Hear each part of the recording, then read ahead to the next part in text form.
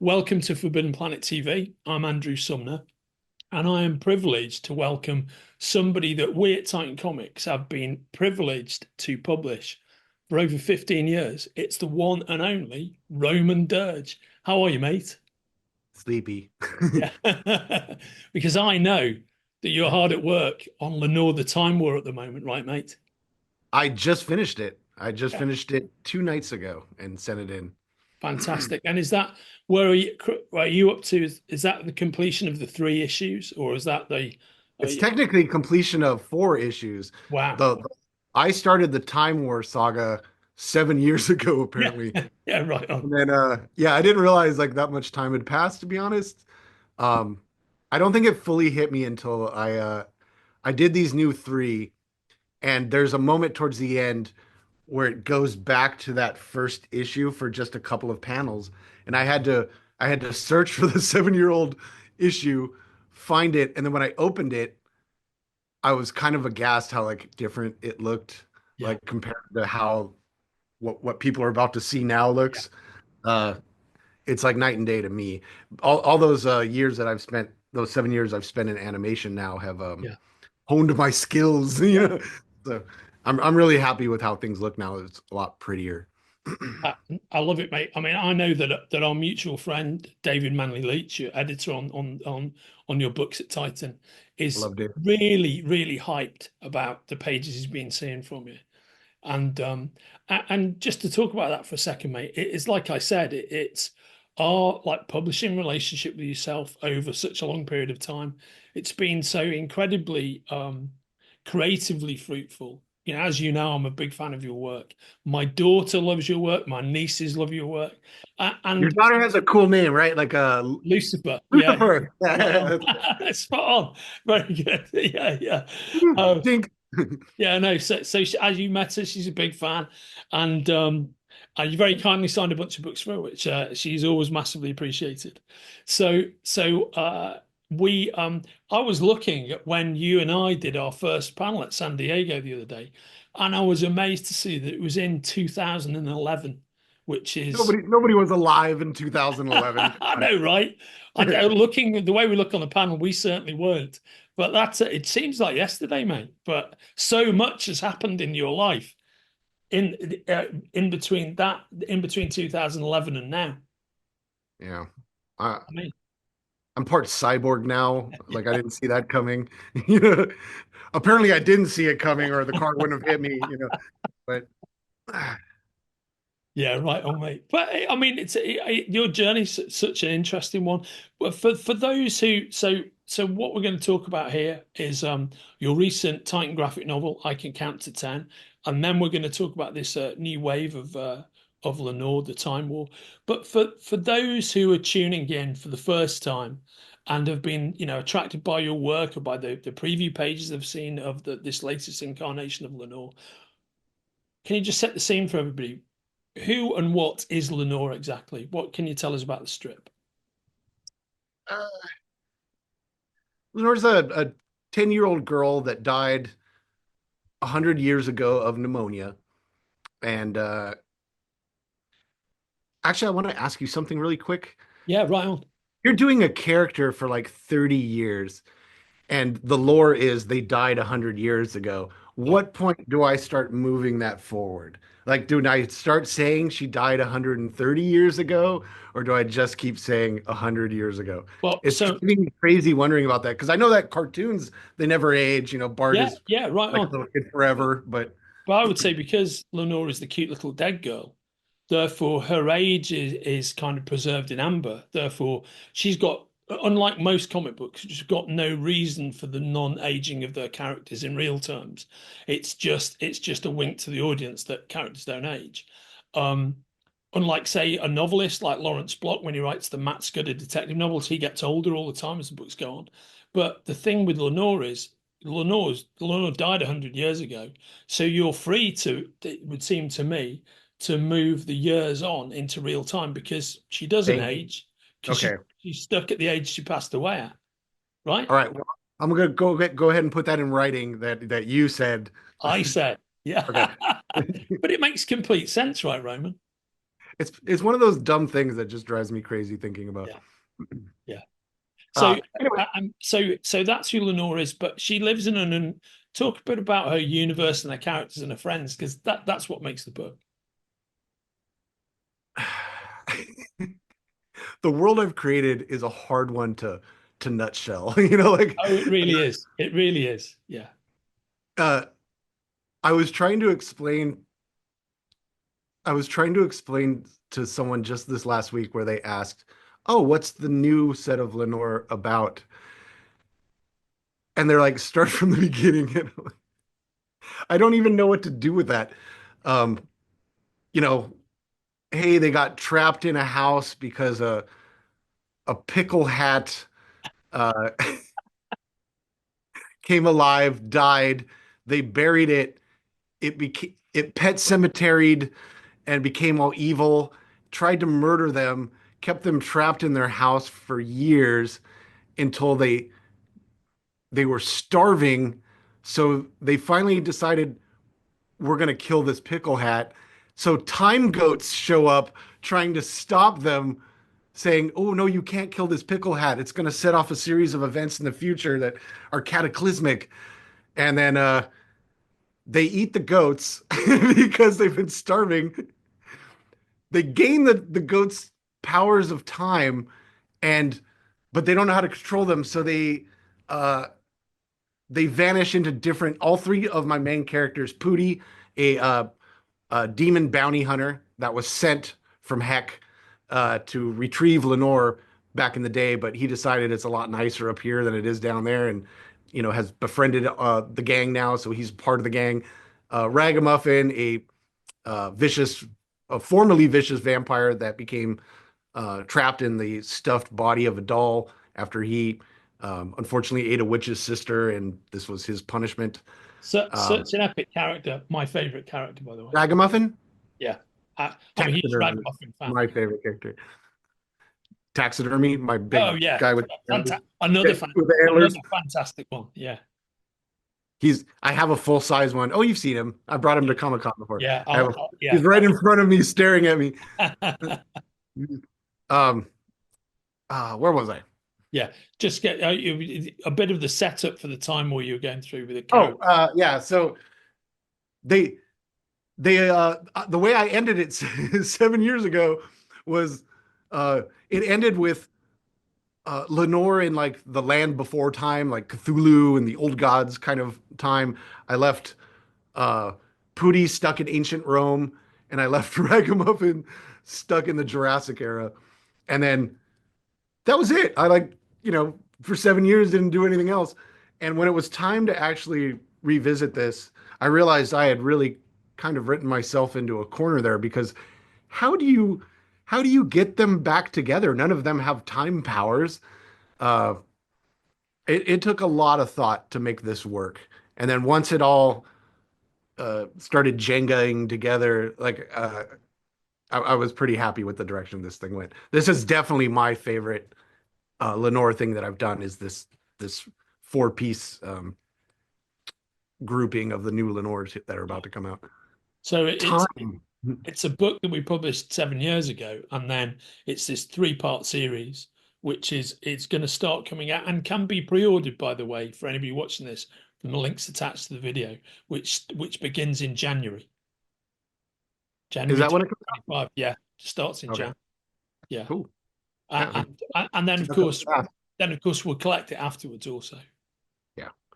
I I want to actually hit you guys up to see if it's okay because um the there was a lot more I wanted to do. I could have added a whole nother issue to this thing. Yeah, I mean, it's a time war. That's like holy hell. Like it was so much fun to do. Um, I had to lose a lot of it. Sometimes you have to kill your darlings type of a yeah, thing to make the story move along. But man, some of the stuff I wanted to do. I wanted at one point for them to actually run into one of the old issues of Lenore, black and white, yeah. poorly drawn, blown out eyeball, I love it. and them just be aghast by it, like wanting to get out of there as fast as possible. The old Lenore speaking in broken little kid language. Uh, yeah, that would have been a lot of fun. Mate, I well, don't see why I couldn't, why I couldn't add it. there's no reason why you can't do that, mate. I mean, the thing is, you're pretty much killing it with your schedule. So I'm sure there's a conversation to be had about that. Sweet. Because as we all love Lenore, look, the thing is, you've really done justice to what I think is one of your wildest synopses. When I was reading it, what the basic premise is, I just love it. I just love it. I mean, that's pure you to me.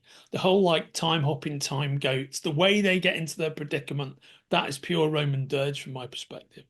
It definitely flows like how you're gonna think it's gonna flow, like the way my brain works. Like you asked me, so tell us about Lenore, like who she is and the characters, and I just pushed that aside and Wow. started talking about what I wanted to talk Yeah. about, you know? So like that's pretty much what happens in this book. It's I always pride myself on you cannot see what's coming. Yeah. Like there you cannot foresee in any way like how these my stories will end usually. And this is definitely in there. I stuck in the do you know what the killdozer is? Yeah, for sure. Of course I do. Yeah. I stuck the killdozer in it Fantastic. just for funsies, you know, Yeah. but uh Well, that's a deep cut. That's a TV movie deep cut, mate. Killdozer. killdozer. I've asked a bunch of people and they don't know what I'm talking about. So in the book where it appears with Pootie riding atop of it Yeah. with his fork, like in the sky, like you know, coming out of a time portal into Yeah. ancient Egypt. I put across like a big flash, sort of like the way they did in like the Borderlands video games. Yeah.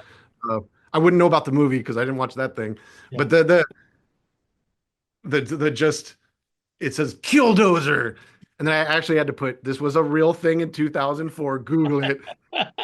I feel like a lot of the newer generation doesn't know that you know a guy went bonkers in kind of a good way and made a tank out of out of what was that, a tractor Yeah. or Right.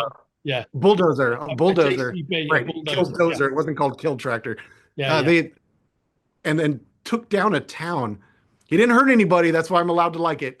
But he just bulldozed this town over like a property dispute, and that level of petty is just impressive. You know, Yeah. like It really is.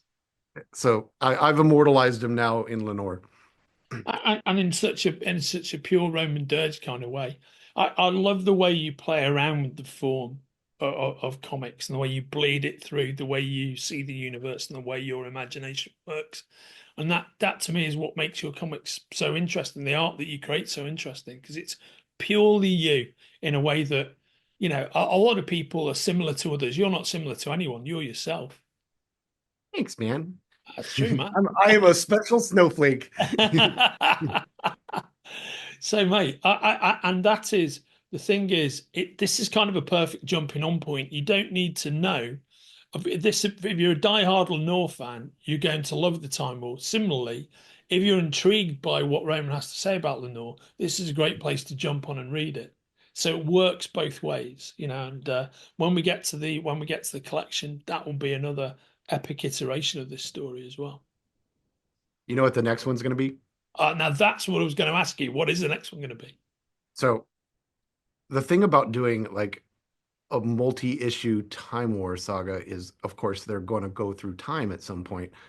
The amount of backgrounds that I had to draw for this thing, very detailed backgrounds, like, you know, TV animated level backgrounds for this thing now, as opposed to the black line and gradient that I used to do back in the day, Yeah. uh, was exhausting. So the next issue is about a bee, like in the woods. That's it. But it's going to be beautiful, I promise. But Yeah. it's going to be a bee in the woods. It's going to be called Curse of the BB Yaga. It's silly, I know, but I love it. it's gonna work. It'll work. Yeah. Nobody ever thinks these things will work, but they do. I've given up thinking that your story concepts won't work because they always do. Every You've been time. sitting around thinking my story concepts don't work. Interesting, interesting. So speaking of great story concepts, we recently published your graphic novel, I Can Count to 10, which I think, mate, is a fucking masterpiece. I'm so I sorry to love the it. I world love it. for that thing. Although I did do make the classic mistake, even though you warned me not to. I got a copy for my daughter who loves it. She's in her mid-20s, so that's all good. But Yeah, that's fine. also got a copy for Your my daughter niece. Lucifer, Yeah, right I on. think she'll be all Exactly. right. Yeah. All 25 goth years of her. Whereas I also got a copy for my niece, who's 9 years old, and she herself, as she began to read it, said, "Why have you given me this?" She loves your work, by the way. She loves Lenore, and she at first she's like, "Don't you think I'm too young for this?" I'm like, "Well, you love like Roman Dirge, you know?" And it goes, "Yeah, I know, I do. I love it." But and then she got a third of the way, and she was like, "I really don't think I should be reading this." And Yeah, then she read about another two, 3 pages. And then she was like, her mum's American. She's like, "Mom, do you think I should be reading this?" She was like, "No, I don't think so." But but you were like, it's time to grow up quick. absolutely right, mate. Absolutely right. But what can you tell me about the book? Because it's a great concept. I had that idea so long ago. I know there's like a YouTube video of me speaking at a panel. Was it with you? Yeah, right on. Oh, Yeah, right. Okay. So like a Comic-Con a million yeah, years ago. correct. Uh, I never thought I'd really get this thing done, but I always had this idea of a cute little kid's book that like the books I remember as a kid that would teach you how to count with like little cute, adorable whatnots. Um, just something going horribly wrong and them never making it to 10 is just the funniest concept to me. And I've had ideas for it forever, but I never thought I'd actually make it because I didn't think it would work. Like in theory, I could see it, but I didn't know how to put it together. And it's just one of those things I played around with for so long that it kind of found its own way. But that thing's a monster. Like I kind of love it because I can't believe it worked. Yeah.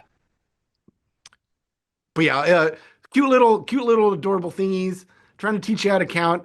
Uh, a, some sort of monster alien arrives and just decimates these little things.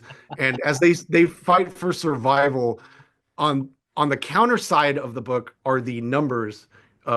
Just like literally the number one and the number two, but with googly eyes and they can speak. Um, I gave each one at first like a an adorable little pet. It'll be like a bunny or a kitten and a puppy or whatever. And as the things start progressing terribly on the other side with the little creatures and the monster, uh, the numbers start reacting to it, and they start piling up because they aren't able to move on. Everything gets chaotic. Uh, the numbers are more like concerned about picking their daughter up from pottery class, and can you guys speed it up over here? While they're all fighting for their lives. Like at one point, one of them makes armor out of the bones from the fallen, so, to fight it. Uh, we definitely have kind of a little bit of a acidy face hugger type creature that it gives birth to. Uh, a government assassin shows up at one point because they've seen too much.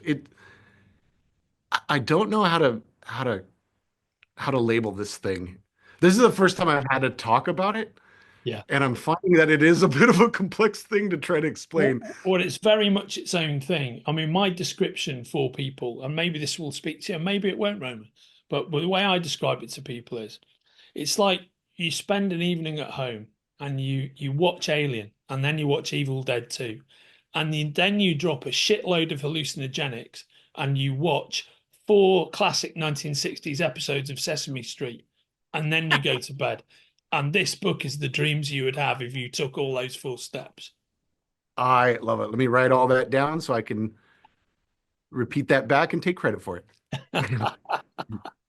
So that and I think it does that beautifully. It's a work of great beauty, mate, and it's very much its own thing.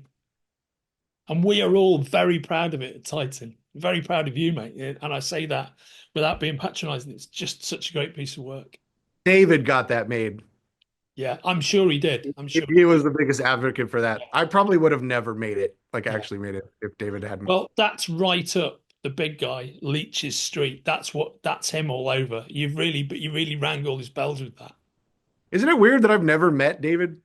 Isn't it funny? Yeah, I mean, I mean, David's one of my closest friends. I've known him for 30 years. I find it very He strange. is real, right? He's a real He's a person. real Like he's out there person. doing. Yeah. Okay, right, yeah. So it's interesting because I think the one time he went to San Diego was the one year you weren't there, so you never got the chance to meet him. And I think you might have been, Coincidence? yeah, right on, exactly. Yeah. So there we go. Maybe it's all a big hoax that we're perpetrating, but no, Yeah. he's a real guy. And like yourself, he's a unique human being. Like yourself, he's an animator also, which I'm sure he's talked to you about at length. Oh yeah, he's super talented. I've seen his like Psychogran Oh, stuff. Psychogrand's wonderful. Yeah. He's fun. Didn't he He do a went the polar Psychogram with a opposite. little? I went like psycho little girl. He was psycho grandma.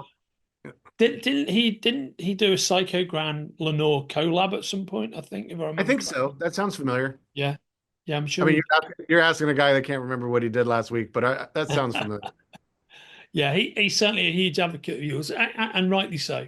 And rightly so. So, in addition to more Lenore, what else is next for you, Roman? What else have you got going on? Uh, I'm I'm gonna take a few weeks off. Yeah. Um, I still really haven't recovered yet from turning in this last crazy, insane time travel thing. Uh, I'm gonna start working on the Pancake Raven next. It's another book about uh, a little raven that's born with little nub wings that can't fly, and it's gonna end tragically. Like all of them. Come on, we know, we know. There's no hugs and kittens going on here. It's gonna end up. It has a bit of a moral. It always weirdly has a bit of a moral though to it. I can't explain how that ends up in there. I don't think I even intentionally do it. It just always Yeah, ends up I there. always assumed it was the psychological influence of watching American kids cartoons, Saturday morning, where everything Probably. always has a moral in it to some degree. And I just Yeah. wonder it's the subconscious effect of that from your childhood. Well, from like watching G.I. Joe as a kid, those cartoons, I've learned that you can shoot rockets at helicopters and tanks, and it's fine because the people will jump out right before it hits. But like nobody gets hurt. You might as well do it. That's what I've Exactly learned. right. A fine lesson. So that's good, mate. So you've got the Pancake Raven, and after the Pancake Raven, you're back. Then I'm going to go. There's no way the Pancake Raven is heavily illustrated. Yeah. It'll be the most heavily illustrated book that I've put out. Um, so I won't be able to finish it before I have to start on the next before I start on the B Lenore. Yeah. Um, but I just want to like start whittling. Yeah. I'm not gonna have downtime anymore. It's more like I don't want years between projects. I want to just when I finish one, take a couple, 2 or 3 weeks off, move on to the next. Because as you've said, I don't understand it, but I have had a creative reawakening. And I guess I do understand it is that like I barely drink anymore. That seems to have Well, that'll do helped me it. a lot. Uh, You and me both, brother. I know exactly where you're coming from. last couple of years Yeah. yeah. As we get older, you sort of reevaluate things and Your uh, body starts sending you certain messages via doctors, and then it's like, okay, I better stop doing this. yeah, or waking up on a bus stop in Santa Monica, that'll do it. That will. 20 miles away. Like, how did I get here? But I'm not saying that happened. No, no, of course not. Of course not. I think it's obvious from our side as your publisher, seeing your productivity level of late. I think it's great, and mate, long may it continue because the world needs more Roman Dirge in it, and the more Oh, Roman world. Dirge you can give them, the better a place the world will be. I want that on a shirt. Yeah, That's not we'll that's sort it not out for you. narcissistic at all. The world would be a better place with me in it. Well, Roman, it's so I Can Count to 10 is also available from the links attached to our conversation, and it is the perfect family Christmas present for everyone out there. And the Lenore the Time War, the 3 issues that begins in January and is available for pre-order now. Mate, it is always such a pleasure talking to you and such a delight, mate. And it's great to see you still rocking and rolling Andrew, after all this time. yeah, Yeah, it's good to see you, man. And Same. yeah, let's try and do something for what we should do, mate. Is if we're going to be at San Diego next year, let's try and do a panel because there's plenty to talk about now. Yeah, I'm down. Yeah, As long as the panel is not in the morning. it's okay. I wouldn't do that to you. Yeah, I wouldn't Look how well encourage. this went in the Yeah, morning. there we go. No, we'll get it done. I'll sort that out. I'll speak to our friends at Sandy SDCC and we'll get it done. Sweet. Yeah, you take care, brother. All the very best to you, and I will see you sooner rather than later. All right, Andrew. Thanks, man. Cheers, brother. Take care. Bye bye. If you're enjoying watching Forbidden Planet TV and you're enjoying watching us talk to the world's most interesting and accomplished filmmakers, authors, artists, musicians, creators, subscribe right here. See you soon.